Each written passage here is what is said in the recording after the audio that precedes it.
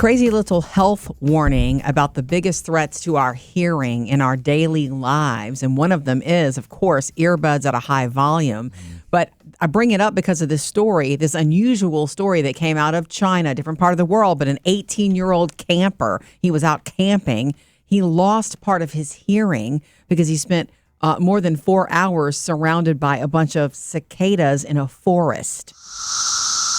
Which is a sound Murphy loves, right? I love that. That doesn't sound like the cicadas in our backyard, but yeah, that is a comfort sound. That reminds me just of childhood. I love it. Yeah. And you know, the thing about cicadas, well, I'm sorry for this kid. I hate hearing that story. Oh, yeah. He had to go for treatment. They're really loud, but you know, their patterns are different because once the sun goes down, they're no longer making their sound. What you hear are crickets. Cicadas the cicadas will make their noise all day long during the daylight, but not at nighttime. I didn't know that. Yeah, Yep. we need to watch a documentary on them or something. But anyway, this teenager, he developed a ringing in his ears and then a lot of hearing difficulties after it was exposure to hundreds of them at once because he was in a forest camping. And they say even a single cicada too long can cause damage.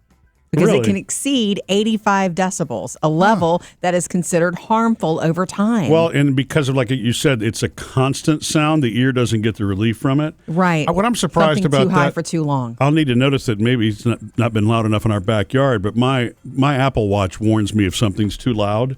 Okay. It'll do that in the car. It's done it at concerts before. What's the threshold?